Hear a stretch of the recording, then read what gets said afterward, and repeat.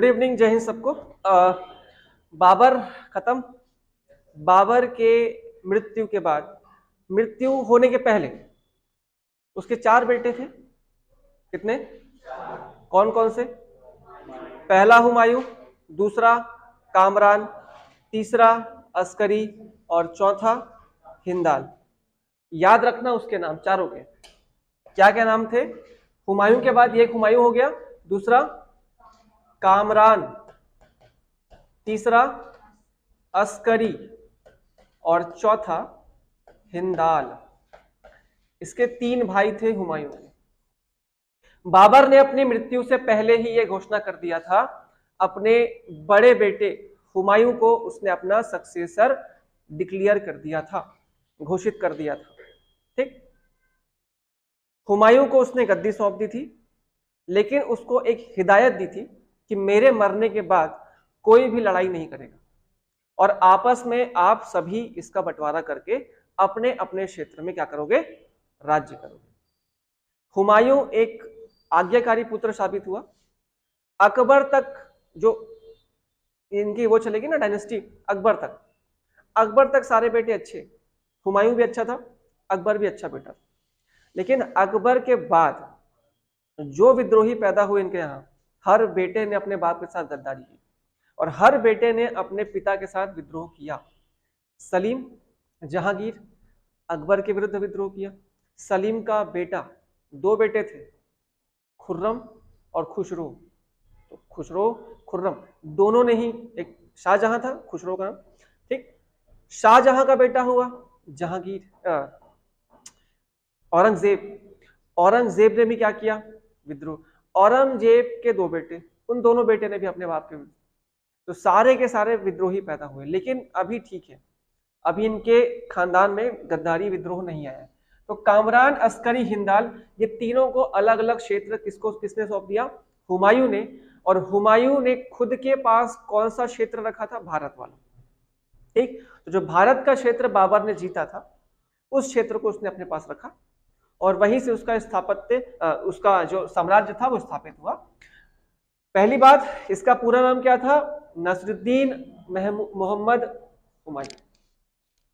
ठीक। लंबा चौड़ा याद करने की जरूरत नहीं है। कभी कभी गलती से क्वेश्चन आ जाता है कि हुमायूं का नाम क्या था या अकबर का नाम क्या था। कभी कभी जोड़ी मिलाओ में आ जाता है। जैसे बाबर का नाम जहीरुद्दीन, हुमायूं का नाम, अकबर का नाम जलाल, है ना। वैसे सबका अलग अलग नाम था। औरंगजेब आएगा तो महिउद्दीन। तो किसी का नाम मैच नहीं करता, तो कभी कभी ना मैचिंग जोड़ी मिलाओ में डाल देता है उसको, बोला था जोड़ी मिलाते रहो। तो बोले पहली बार नाम सुन रहे हैं इनका। ठीक। चलिए, हुमायूं अपने वंश का एक ऐसा राजा हुआ जिसका कार्यकाल 2 समय में था, 2 बार हुआ। पहला, जब उसके पिता की मृत्यु हुई 1530 से लेकर के अगले 10 साल तक शासन किया, 40 तक। उसके बाद उसको अफगानियों से कड़ा संघर्ष करना पड़ा और शेर शाह सूरी ने उसको निपटा दिया। तो शेर शाह सूरी का साम्राज्य स्थापित हो जाता है 1540 में, 1540। और शेर शाह सूरी का जो साम्राज्य था अफगानी सूरवंश, वो लगभग 15 वर्षों तक भारत में साम्राज्य उनका रहता है। उसके बाद वापस हुमायूं का कमबैक होता है 1555 में, 1555 में।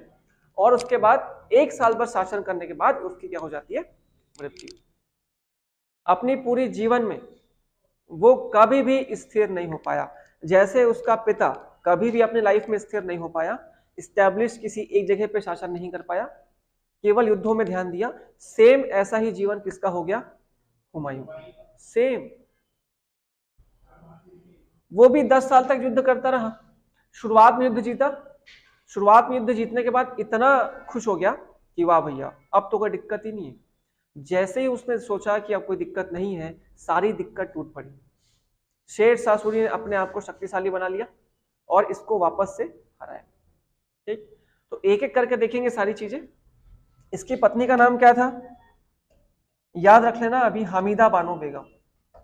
हमीदा बानो बेगम। हमीदा बानो बेगम। हालांकि इसकी एक पत्नी नहीं थी, लगभग 7-8 पत्नियां थी। अगर नहीं होगी तो बादशाह कैसे कहलाएगा? ठीक, चलिए देखते हैं आगे।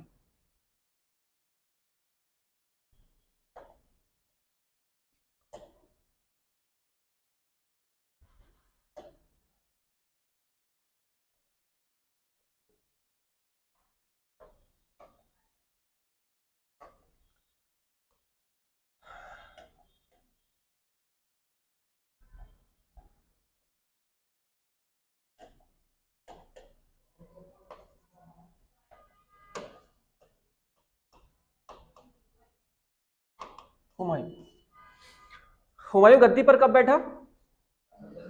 1530 में। ठीक, गद्दी पर बैठने के पहले ही हुमायूं ने अपनी लाइफ में युद्ध देखा हुआ था। कब?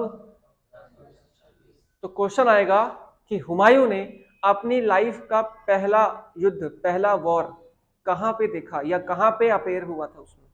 तो किसमें? पानीपत का प्रथम युद्ध, पानीपत। ठीक, लेकिन ये उसके राजा बनने से पहले का था। राजा बनने के बाद उसकी लाइफ का पहला युद्ध इसने लड़ा 1531 में, और स्थान था कालिंजर विजय अभियान।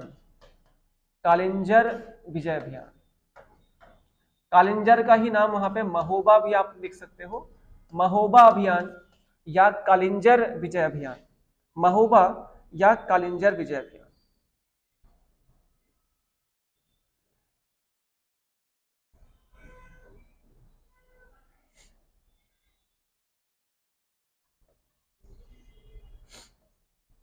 ठीक, देखो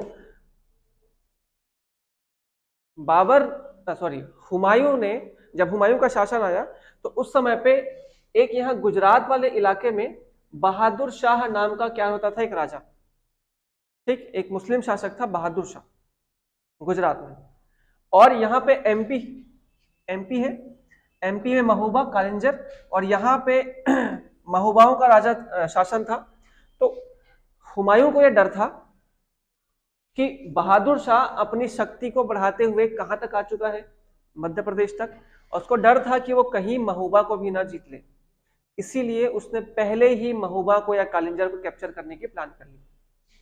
ठीक, और इसलिए उसने कहां पे आक्रमण कर दिया सबसे पहले? महोबा में। लेकिन महोबा के राजा से उसकी हो गई मित्रता, मित्रता ने मतलब संधि हो गई, ट्रीटी हो गई। और इस ट्रीटी में महोबा के राजा ने, मुझे उसका नाम अभी याद नहीं आ रहा, हालांकि इतना इंपॉर्टेंट भी नहीं है, महोबा के राजा ने उसको क्या कर दिया, बहुत सारा पैसा, धन दौलत, ये सारा चीज उसको भेंट कर दिया। और इससे हुमायूं ना अपना अभियान छोड़ करके वापस चला गया। ठीक, देखो हुमायूं जब गद्दी पर बैठा उसके सामने 4 बड़े ऑब्स्टिकल्स थे, 4 बड़ी मुसीबतें। क्वेश्चन आता है कभी कभी मेंस में कि जब हुमायूं गद्दी पर बैठा तो उसकी सिचुएशन कैसी थी, बताओ। तो जब वो गद्दी पर बैठा था ना, तो आपको याद रखना कि पहला तो सबसे बड़ी मुसीबत उसके लिए साम्राज्य का विभाजन था, कि अपने भाइयों के बीच में कैसे वो साम्राज्य का विभाजन करे। पहली चीज साम्राज्य विभाजन। हालांकि उसने इसको सफलतापूर्वक किया, लेकिन उसका जो एक भाई था ना कामरान, वो थोड़ा सा बदमाश था। तो कामरान उसको ना हमेशा चैलेंज करता था। बाकी जो 2 भाई थे ना, हिंदाल और अस्करी, ये दोनों ठीक ठाक थे। कामरान उसको हमेशा बगावत करके उसको ना परेशान किया करता था।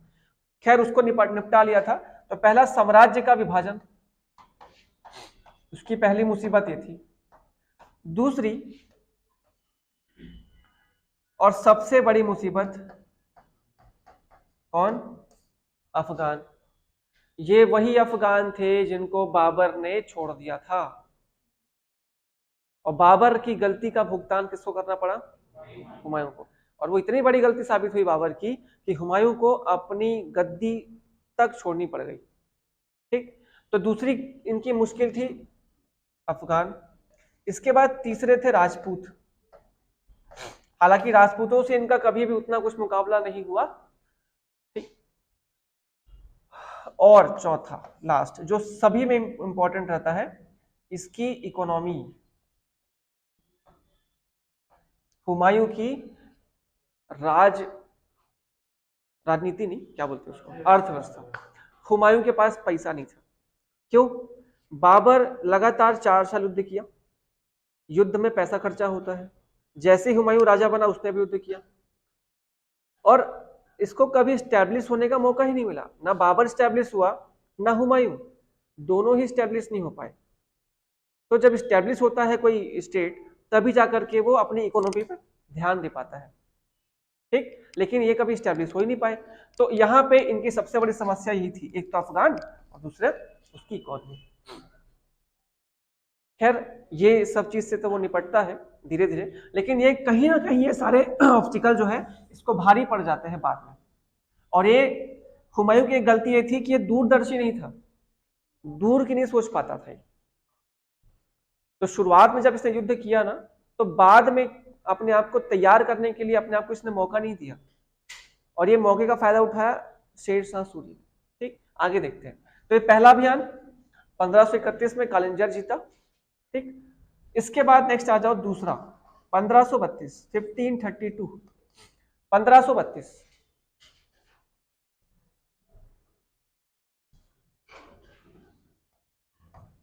यूपी में एक स्थान है दोहारिया, दोहारिया, दोहारिया। दोहारिया में कौन था? महमूद लोदी, महमूद लोदी। और इसने दोहारिया में किसको पराजित किया? महमूद लोदी को पराजित किया, ठीक। अब महमूद लोदी कौन? अफगान, ठीक। इसके बाद 1532 में ही उसने चौसा में, सॉरी चौसा नहीं, चुनार, चुनार, चुनार, चुनार में शेर शाह सूरी को हराया। किसको हराया? शेर शाह को, ठीक। शेर शाह को हराया। दोनों कौन? अफगानी। अब देखो, शुरुआत में फिर से इसने अफगानियों को पराजित कर दिया था, शुरुआत में इसने फिर से अफगानियों को पराजित कर दिया था। इसका मतलब यह कि अभी भी हुमायूं ताकतवर था, और यही उसकी सबसे बड़ी भूल साबित हुई। जैसे उसने अपने आप को साबित किया कि मैं ताकतवर हूं, इसने अफगानियों को छोड़ दिया। जो गलती बाबर ने करी, वापस से किसने कर दी? हुमायूं ने। और इसको बोल दिया कि जाओ, ठीक, छोड़ दिया अपने में। इसके बाद ये अपने अलग अभियानों में उलझा रहा। जैसे 1535 में उसने एक अभियान चलाया, गुजरात अभियान, गुजरात अभियान। अब गुजरात का राजा कौन? ये बहादुर शाह। गुजरात का राजा कौन? बहादुर शाह। बहादुर शाह की शक्तियां बढ़ रही थी, पहली। दूसरी, अब ये कहानी है कि सच्चाई है, इसके ऊपर ऑथेंटिकेशन का मतलब वो नहीं है इसका, लेकिन यहां पे लगा हुआ एक राज्य है मेवाड़, ठीक है, राजस्थान में। और मेवाड़ की उस समय रानी कौन थी? रानी कर्णवती, रानी कर्णवती, रानी कर्णवती। मेवाड़ की रानी कौन थी? कर्णवती। और चूंकि बहादुर शाह की शक्ति ज्यादा थी और ये ज्यादा बड़ा राजा था, और मेवाड़ के राणा सांगा की मृत्यु हो गई थी, इसलिए मेवाड़ कमजोर हो चुका था। तो ये गाहे बगाहे मेवाड़ियों को परेशान करता था, वहां घुस करके लूटपाट, ठीक, बार बार युद्ध करना, परेशान करता था। तो मेवाड़ की रानी कर्णवती ने एक पत्र लिखा, किसको? हुमायूं को, कि आप भारत के बादशाह हैं और आपकी जिम्मेदारी बनती है कि आप हमारा सहयोग करें और हमें परेशान करने वाले बहादुर शाह को हमसे, मतलब हमको उससे मुक्ति दिलाए। और उसने एक राखी भी भेजी उसको, ठीक है। तो एक क्वेश्चन आया भी है कि हुमायूं को किस रानी ने अपना भाई माना था? रानी कर्णवती, चित्तौड़ मेवाड़ की रानी कर्णवती ने। तो रानी कर्णवती का पत्र पा करके हुमायूं ने उसका जो वो था स्वीकार कर लिया, और उसको पत्र को स्वीकार करके वो कौन से अभियान पे निकला? गुजरात अभियान पे। लेकिन गुजरात पहुंचने से पहले ही बहादुर शाह ने मेवाड़ पर हमला कर दिया था, बड़ी सेना लेकर के। और मेवाड़ की रानियों ने, जब वो हार गई, तो रानियों ने क्या कर लिया? जौहर, ठीक, मुझे क्वेश्चन का आंसर दो एक। कौन से युद्ध में, बाबर के कौन से युद्ध में जौहर हुआ था? चंदेरी। कब हुआ था चंदेरी? 1528। ठीक है, तो यहाँ पे रानी कर्णमती और उनके सारी रानियों ने क्या कर लिया? जौहर। ठीक, तो यहाँ पे गुजरात विजय अभियान किया, लेकिन वो रानी कर्णमती को बचा नहीं पाया, लेकिन गुजरात के शासक बहादुर शाह को उसने पराजित जरूर कर दिया। ठीक, तो ये हो गया इसका गुजरात अभियान। इसके बाद इसकी लाइफ में खतरनाक मोड़ आ जाता है।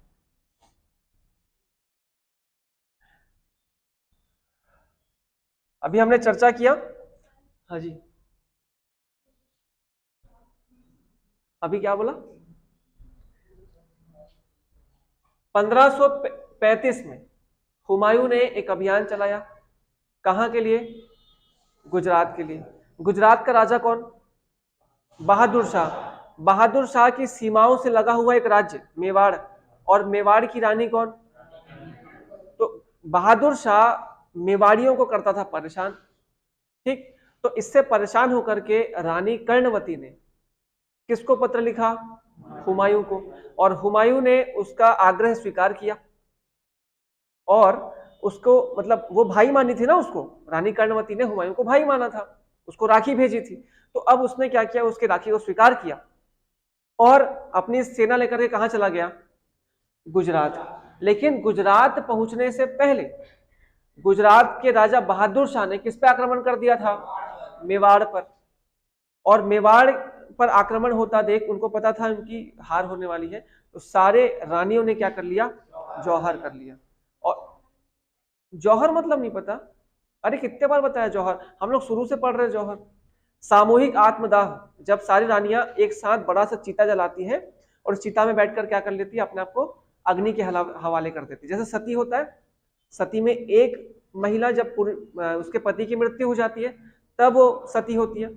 लेकिन जौहर क्या होता है? सती, पति की मृत्यु हुई है या नहीं हुई कंफर्म नहीं है, वो पता है उनको कि युद्ध में गए हैं और वापस आना मुश्किल है।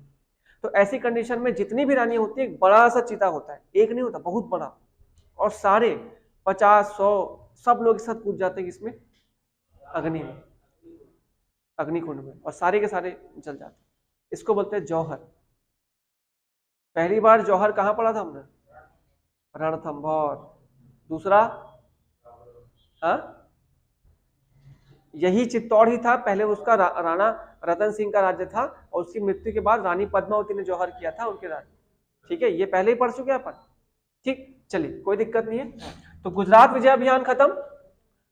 इसके बाद अब आया समझ में? कोई दिक्कत तो नहीं है? क्लियर सारे लोगों को?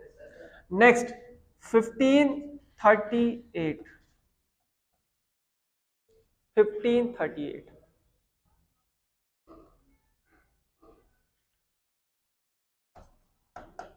चौसा, चौसा का युद्ध। ये एक प्रकार का युद्ध नहीं था, ये एक ट्रैप था हुमायूं के लिए। हुमायूं निकला था बंगाल विजय अभियान में। ये मान लो बंगाल है, मान लो, ठीक, ये बंगाल है, मान लो। नहीं मानना है क्या? नया नहीं, टाइम है। ठीक, तो बंगाल विजय अभियान में निकला था। बंगाल को जीतने के बाद वो वापस आ रहा था, और वापसी में बंगाल से लगा हुआ यहाँ पे क्या है? बिहार। ठीक, बिहार, और ये बिहार यूपी का इलाका ये पूरा। ठीक, यहीं पे कौन होते थे? लोधी, अफगान्स।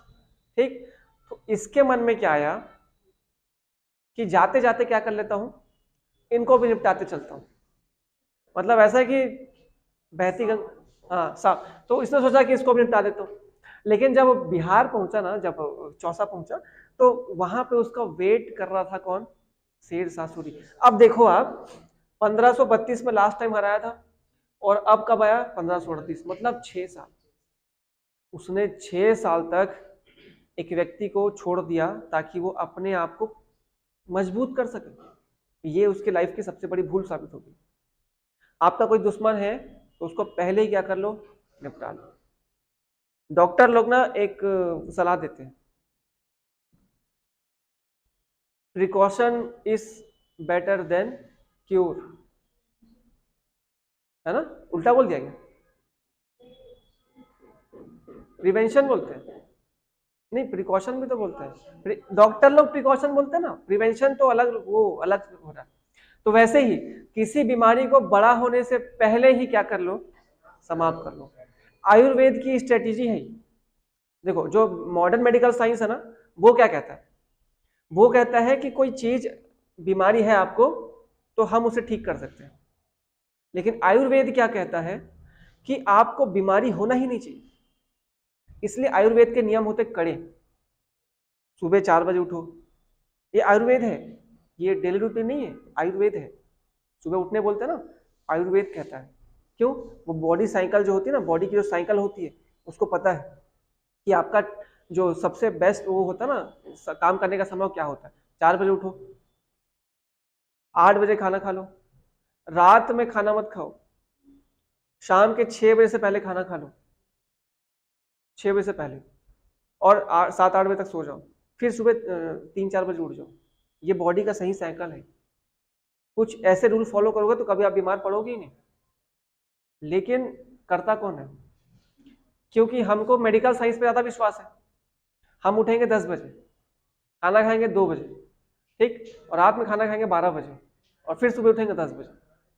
उसके बाद बीमार पड़ जाते हैं, तब पता चलता है मेडिकल साइंस तो है और वो हमको ठीक कर सकता है। मेडिकल साइंस ठीक कर सकता है, लेकिन आपकी बीमारी को जड़ से हटा नहीं सकता। ये सबसे बड़ा डिसएडवांटेज है मेडिकल साइंस का। और आयुर्वेद का सबसे बड़ा एडवांटेज यही है कि वो थोड़ा सा मुश्किल होता जरूर है, लेकिन वो आपकी बीमारी को जड़ से ठीक करता है और आपको अगली बार उस बीमारी से होने से भी बचा लेगा। काढ़ा पियो क्यों बोलते हैं? काढ़ा पियो क्यों बोलते हैं? भाई आपकी इम्यूनिटी स्ट्रांग होगी, आपको सर्दी खांसी बुखार ये क्या बोलते हैं कोरोना फोरोना होगा ही नहीं। आपकी इम्यूनिटी इतनी अच्छी हो जाएगी कि आप कोरोना के से लड़ लोगे। अब मेडिकल साइंस क्या बोलता है? कोरोना होने से पहले एक बूस्टर डोज ठूस लो, ठीक है, आयरन मैन बन जाओ, और क्या बोलते हैं हल्क बन जाओ, हल्क, सब दवा सब लगा लो, ये लगा लो बूस्टर डोज, ये दुनिया भर का। कुछ लोग ऐसे थे, आप विश्वास नहीं करोगे, पेपर पढ़ते हो कि नहीं पढ़ते मुझे नहीं पता, लेकिन कुछ लोग ऐसे हैं जो अनुमति के बगैर 10-10 15-15 बार डोज लगवा चुके हैं। और एक आदमी पकड़ा गया, बोले कितने बार लगा रहे हो साहब? मोल नहीं पता, मैं 12-13 बार लगाया साहब। अब मरा भी नहीं वो, अब पता नहीं क्या उसकी आयरन मैन थोड़ी बन जाएगा। ऐसे ऐसे लोग हैं दुनिया में, तो वो कुछ ज्यादा ही प्रिकॉशन में चलता था। ठीक, चलो, अब प्रिवेंशन है कि प्रिकॉशन, भैया आप लोग जानो, भावार्थ समझ गए होगे, काफी है ना, भाव समझ जाओ। तो चौसा में क्या हुआ, उसने जो गलती करी थी ना बाद में, जिस बीमारी को उसने आधा छोड़ दिया था वही बीमारी बड़ी हो जाती है। चौसा में फंसा लेता है कौन उसको? क्योंकि वो तब तक ताकतवर हो चुका था, तब तक उसने स्ट्रेटेजी समझ ली थी कि इसको कैसे फंसाना है। ये आया कहाँ? बिहार, यूपी बिहार का इलाका है, चौसे में एक किला है, ठीक, और उस किले में इसको पता था हुमायूं को कि यहाँ पे शेरशाह सूरी के पूरे जो सेना है वो रहती है। अब इन लोग कहाँ घुस गए? उस पूरे किले में। किला खाली था, वो किला खाली था, और किला ऐसे जगह पे था जहां पे हर साल बाढ़ आती है, ठीक, और ये महीना उसी का था। तो जब तक बाढ़ नहीं आ गई तब तक हुमायूं को उस किले में फंसाए रखा किसने? शेरशाह सूरी ने। अब बाढ़ आ गई, बाढ़ आई तो किला हो गया पैक, और आप तो घोड़े में आए थे, तो घोड़ा कैसे तैर के जाएगा बाढ़ से? कोई चांस ही नहीं था बचने का। तो जैसे तैसे करके कुछ लोग भागे, कुछ लोग फंस गए, हुमायूं फंस गया था, ठीक, हड़बड़ा गया बेचारा। रात में अब एक तरफ जाते तो शेरशाह सूरी की सेना, और दूसरी तरफ जाते तो बाढ़। जाते तो जाते कहां? हुमायूं हड़बड़ा कर घोड़े सहित, बगल से जो गंगा नदी का बाढ़ था ना, घोड़े सहित वो गंगा नदी में कूद गया, घोड़े सहित। तो क्वेश्चन अभी आया था व्यापम में कि कौन से युद्ध में हुमायूं ने गंगा नदी में कूद करके अपनी जान बचाई थी? चौसा, ठीक, अपनी जान बचाई थी भाई।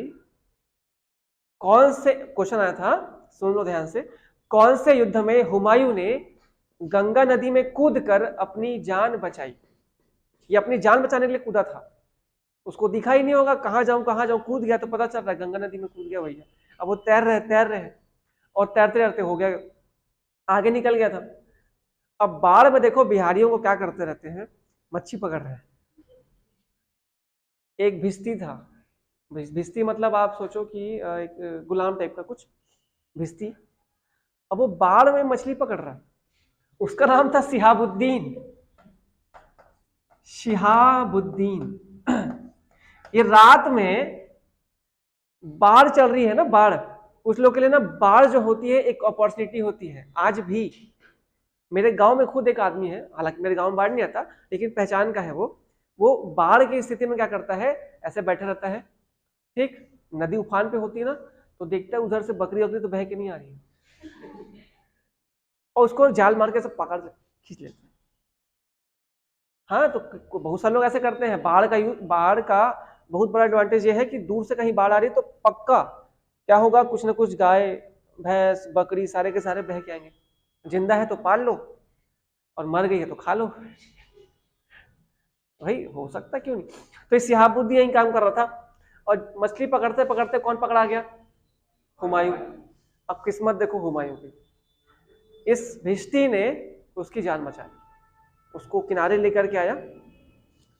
पहला तो याद रखो, इसमें गंगा नदी पे कूदकर किसने जान बचाई, हुमायूं। इसके पहले याद रखो कि चौसा का युद्ध कब हुआ था, किसके साथ हुआ था, शेरशाह सूरी।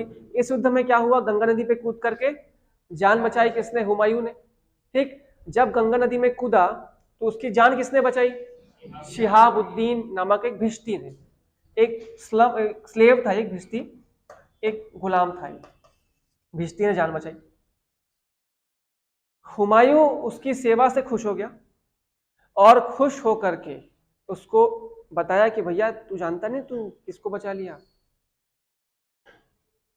तुझे मैं एक दिन का बादशाह बनाता हूं। तो इस शिहाबुद्दीन नामक भिश्ती को उसने एक दिन का क्या बना दिया, भारत का बादशाह बनाया। अब इसका काम देखो भाई, बादशाह बना है तो कुछ ना कुछ करेगा एक दिन में। एक मूवी था ना जिसमें एक दिन का सीएम बनता, अनिल कपूर, क्या नाम था उसका, हाँ? नायक, एक दिन का नायक था। तो इसने क्या किया,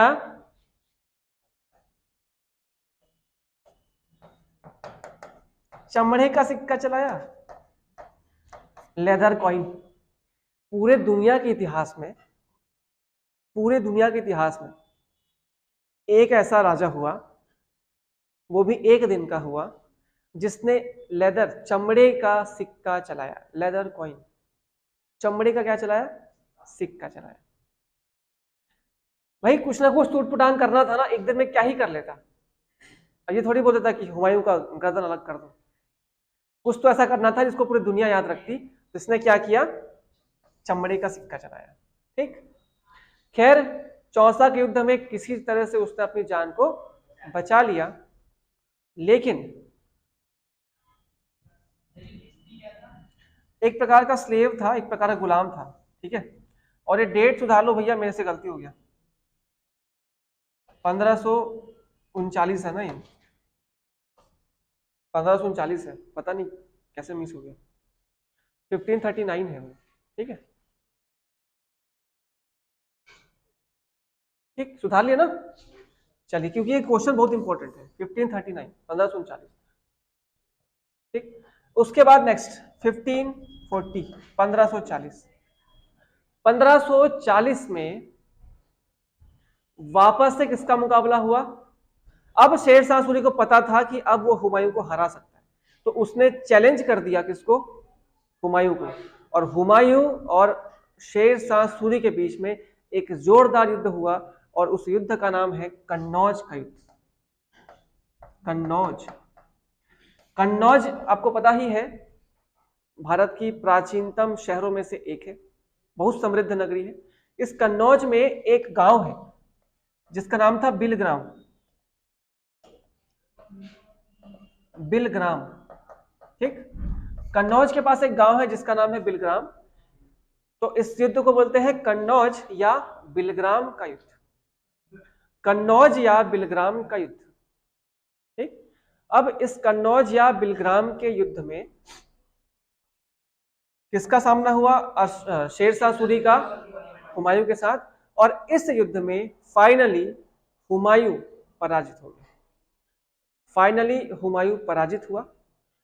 जब उसने 5-6 साल दे दिया था अपने आप को तैयार करने के लिए शेरशाह को, शेरशाह सूरी ने अपने आप को तराशा, अपने आप को मजबूत किया। देखो समय यही है, जब भी आप असफल हो जाओ इसका मतलब यह है कि आपके पास अगली लड़ाई के लिए टाइम है। तो जब भी आपको ना असफलता आपके सामने दिखती है ना, जब भी आप असफल होते हो, इसका मतलब यह है कि आपके पास अगली परीक्षा के लिए टाइम है। और इसका मतलब यह है कि आप उस टाइम का यूज करके अगली बार सफल हो सकते हो। और इस चीज को शेरशाह सूरी ने बड़ी बखूबी से अंजाम दिया और अपने आप को मजबूत करके एक बड़े राजा, मतलब भारत के बादशाह को पराजित कर दिया, जिसके पास अच्छी खासी सेना थी, तोप वगैरह सब था। ठीक, और इस युद्ध में शेरशाह सूरी की विजय हो जाती है। ठीक, और अब भारत का राजा कौन बन जाएगा? तो बादशाह शेरशाह सूरी। ठीक, शेरशाह सूरी। लेकिन अभी हुमायूं का चैप्टर खत्म नहीं हुआ है, अभी वापस आना बाकी है उसको। ठीक, तो इसका जो निर्वासित जीवन है, मतलब जो भटकते हुए जो जीवन वो जिएगा, वो भी बड़ा इंटरेस्टिंग था। उसने भी अपने आप को काफी कुछ सुधारने में अपने आप को मतलब बहुत मजबूत किया। तो कुछ कुछ काम उसने किया, जैसे जैसे वो हारा तुरंत छोड़ दिया, छोटी सी सेना लेकर के अपनी दिल्ली छोड़ करके कहां चला गया? वो पंजाब। ठीक, तो हुमायूं कन्नौज का युद्ध हारने के बाद अपनी सेना लेकर के कहां चला गया? पंजाब। पंजाब। ठीक, पंजाब। पंजाब। और इसी बीच उसने अपने भाई हिंदाल, उसके भाई का नाम क्या था? एक का हिंदाल। उसने अपने भाई के, मतलब अपने भाई हिंदाल के एक गुरु थे जिसका नाम था मीर अली। हालांकि इंपॉर्टेंट नहीं है, चाहो तो लिख लेना, चाहो तो छोड़ देना। ठीक है, हुमायूं का भाई था हिंदाल, हिंदाल के गुरु का नाम था मीर अली। मीर अली की बेटी थी हमीदा बानो। हमीदा बानो, उसने हमीदा से शादी किया इसी बीच। और शादी करने के बाद उनको एक पुत्र प्राप्त हुआ, उस पुत्र का नाम था अकबर। ठीक, और शादी करने के बाद वैसे पंजाब में एक राजा थे राजा वीरसाल। राजा वीरसाल, ये राजा वीरसाल हुमायूं के दोस्त हुआ करते थे, मतलब हिंदू राजा थे राजा वीरसाल, और हुमायूं के बहुत अच्छे मित्र थे। तो हुमायूं शरण लेने के लिए कहां चला जाता है? राजा वीरसाल के महल में। ठीक, और राजा वीरसाल के महल में ही उनको एक पुत्र की प्राप्ति होती है हमीदा बानो बेगम से, जिसका नाम रखा जाता है जलाल। बाद में अकबर नाम पड़ता है, अभी अकबर ही याद रखो, तो जलाल। ठीक, ये कब की बात है? 1542, 1542। 1542 में अकबर का जन्म होता है। ठीक है, आगे देखो। अकबर के जन्म के बाद हुमायूं पंजाब छोड़ देता है। क्यों? क्योंकि ये लोग भूखे शेर की तरह उसको ढूंढते रहते हैं। जो शेरशाह सूरी की सेना है वो उसको एकदम पागल कुत्ते की तरह ढूंढते रहते हैं। तो ये भग जाता है कहाँ? काबुल, क्योंकि काबुल में इसके भाई लोग रहते हैं। ठीक है, काबुल चला जाता है। काबुल में कुछ वर्षों तक रहने के बाद ये आगे बढ़ता है ईरान। ईरान, ये ईरान चला जाता है। ठीक, काबुल गया, काबुल में कुछ समय रहा, अपनी छोटी मोटी सेना बनाई, फिर ईरान चला गया। ईरान में इसका भाई अस्करी था, वहां पे रहा, और फिर एक छोटी सेना बना करके ये समय का इंतजार कर रहा था कि कब ये जो सूरी लोग हैं उनकी स्थिति कमजोर हो और वो अपने आप को फिर से स्थापित कर पाए। और ये मौका भी उसको मिला। पहला मौका उसके पास आया था 1545 को। 1545 में शेर शाह की मृत्यु हो गई। ठीक, 1545 में किसकी मृत्यु हो गई? शेर शाह की। लेकिन शेर शाह का एक बेटा था जिसका नाम था इस्लाम शाह। ठीक, इस्लाम शाह उतना ही योग्य था जितना कि उसका पिता। हुमायूं को यह बात अच्छे से मालूम थी कि शेर शाह के जिंदा रहते वो कभी भी दिल्ली वापस नहीं जा सकता, और जैसे वो मरता है उसका बेटा बन जाता है राजा, और उसका जो इस्लाम शाह होता है ना वो भी उतना ही योग्य होता है, तो उसका भी मरने का वेट करता है। मतलब वेट नहीं करता, मतलब देखता है कि हाँ मौका मिले तो ठीक, क्योंकि बेटा तो इतना थोड़ी ना मर जाएगा। तो इस्लाम शाह की भी मृत्यु कब हो जाती है? 1553 के आसपास, 1553 में इस्लाम शाह की मृत्यु हो जाती है। अब हुमायूं के पास एक बेहतरीन मौका था। क्यों? क्योंकि इस्लाम शाह की मृत्यु के बाद ये जो अफगानी थे वो आपस में लड़ने लगते, और जैसे ही आपस में लड़ने लगोगे आपकी शक्ति हो जाएगी कमजोर, और ये लोग कमजोर हो गए। और इसी का फायदा उठाया किसने? फिर से हुमायूं ने। हुमायूं 1555 में निकला। कहां से? ईरान से। छोटी मोटी सेना को लेकर के निकला था। ठीक, इसके भाई की भी सेना थी, तो अपने आप को थोड़ा सा मजबूत कर चुका था। और 1555 में वो पहुंच गया पंजाब। पंजाब कहाँ? राजा बीरसाल, वहां से मदद लिया। और उसकी वाइफ भी थी और उसका बेटा भी, तो अपने बेटे को अपने साथ लेकर गया था युद्ध में। जैसे 1526 में हुमायूं ने पहला युद्ध देखा था, वैसे ही 1555 में जब हुमायूं लड़ता है युद्ध, कौन सा? मच्छीवाड़ा। मच्छीवाड़ा का युद्ध। ये मच्छीवाड़ा कहां पे है?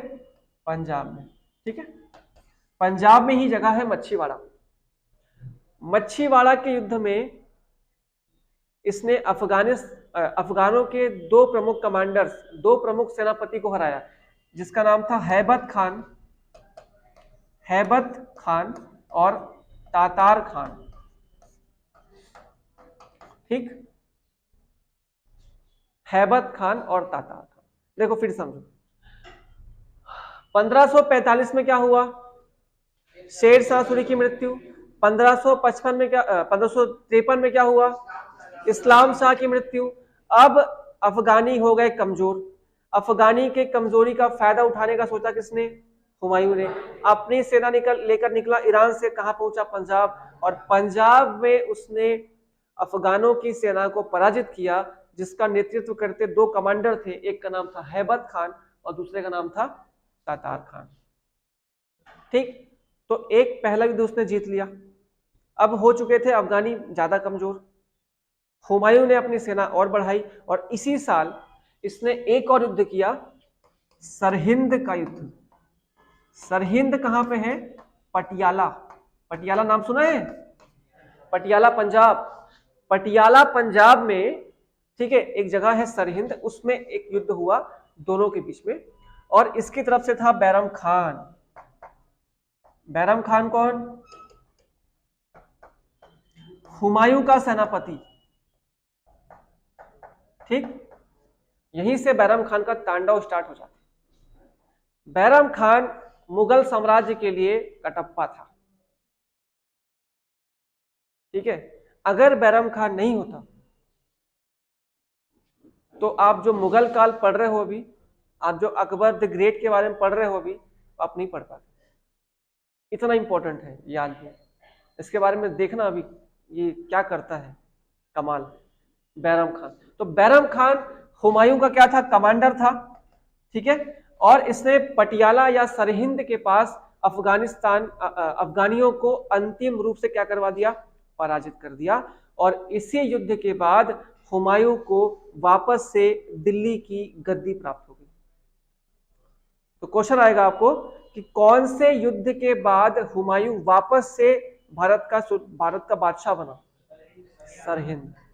तो दो युद्ध पूछेगा, मच्छीवाड़ा सरहिंद, ये उसका युद्ध था अंतिम। ठीक है, मच्छीवाड़ा युद्ध में पहली बार अकबर ने युद्ध देखा था, जैसे हुमायूं ने कहां पे देखा था? पानीपत में। ठीक है, तो यहां तक क्लियर है आप लोग को? कोई दिक्कत? कोई दिक्कत? पक्का? चलिए आगे बढ़े, आगे बढ़े। हुमायूं को अभी इस्टेब्लिश होने में वक्त था, थोड़ा उसको समय चाहिए था, लेकिन वो समय उसको मिला नहीं। बाबर जैसे अभागा निकला, जैसे सारा युद्ध जीत के अपने आप को इस्टेब्लिश किया था, और उसके बाद अपनी इकोनॉमी को और अपने राज्य को अच्छे से विस्तार नहीं दे पाया, वैसे ही हुमायूं के साथ भी हुआ। हुमायूं बेचारा 1555 में युद्ध जीता और 1556 में उसकी मृत्यु हो गई, और मृत्यु भी बड़ी अजीब तरीके से हुई। हुमायूं ने एक नगर बसाया था जिसका नाम था दीन पनाह नगर। दीन पनाह नगर यह है दिल्ली के पास। हुमायूं ने एक नगर बसाया था, इसका नाम था दीन पनाह नगर। कहां पे? दिल्ली के पास। इस नगर में एक लाइब्रेरी, एक पुस्तकालय बनवाया था। उस पुस्तकालय का नाम था शेर ए मंडल। शेर ए मंडल, ठीक है, शेर ए मंडल। अब हुमायूं को शौक था पुस्तक पढ़ने का, और पुस्तक पढ़ते पढ़ते, ऐसा पढ़ रहा था पुस्तक, बालकनी में टहल रहा था, पुस्तक पढ़ते पढ़ते उसको होश ही नहीं रहा कि कहाँ टहल रहा है, वो सीधे उसका पैर गया उसमें सीढ़ी पे, और ये ऊपर से नीचे गिरकर, सीढ़ी से गिरकर के इसकी मौत हो जाती है। तो हुमायूं की मृत्यु कैसे हुई? सीढ़ी से गिरने से। ठीक इसी पुस्तकालय की सीढ़ी से गिर करके उसकी मृत्यु हो जाती है 1556, जनवरी 1556, जनवरी 1556, 1556।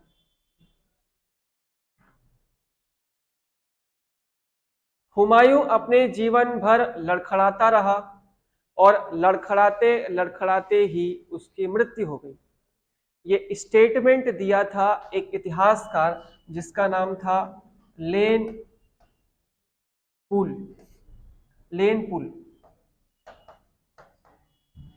इतिहासकार लेन पुल का ये कथन है, इतिहासकार लेन पुल का ये कथन है कि हुमायूं लड़खड़ाते हुए जिया और लड़खड़ाते हुए ही उसकी मृत्यु हो जाती है। मैं आपको ना ये स्टेटमेंट, जो इंग्लिश वाले हो, मैं लिखवा देता हूं उसको,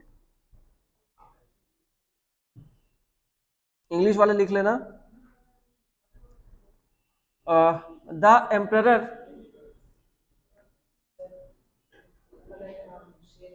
हाँ, शेर मंडल पुस्तकालय का नाम था, ठीक है, इंग्लिश में लिख लेना।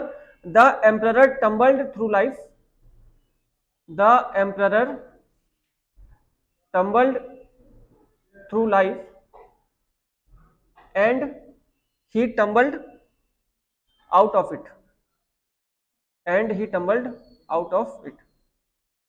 जीवन भर लड़खड़ाया और लड़खड़ाते हुए ही, तो हुमायूं गया नीचे, उसकी आत्मा गई ऊपर, यहीं से उसका एंड।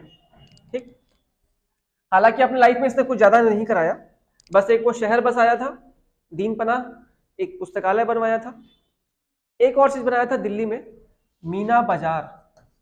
आपने नाम सुना है मीना बाजार? पहले लगता था मीना बाजार भारत, छत्तीसगढ़, रायपुर में मीना बाजार, जहाँ पे हाँ, मेला मेला मेला, एक मेला है, पहले लगता था। तो इसकी शुरुआत किसने करी? हुमायूं ने। तो मीना बाजार की शुरुआत करने वाला था हुमायूं। मीना बाजार की शुरुआत किया हुमायूं ने, याद रखिएगा। मीना बाजार दिल्ली में, दिल्ली में ही करेगा। दूसरा, हुमायूं को ज्योतिष शास्त्र पर भयंकर भरोसा था, बहुत ज्यादा मानता था, एस्ट्रोलॉजी, ज्योतिष, ज्योतिष, हुमायूं को ज्योतिष पे बड़ा विश्वास था। इसीलिए हुमायूं हफ्ते के 7 दिन अलग अलग रंग के कपड़े पहनता था। जैसे शनिवार को काला शनिदेव के लिए, रविवार को लाल सूर्यदेव के लिए। उसका लग रहा होगा, ठीक है, ये तो हिंदू परंपरा में बता रहा हूं मैं, उसका अपना कुछ रहा होगा अलग से। तो ज्योतिष पे बहुत विश्वास करता था, और इसलिए वो हफ्ते में 7 दिन अलग अलग रंग के कपड़े पहना करता था। ठीक, हुमायूं की एक जीवनी है, जीवनी बोल रहा हूं ना, आत्मकथा नहीं, बायोग्राफी, ऑटोबायोग्राफी नहीं, जीवनी, जिसका नाम है हुमायूं नामा।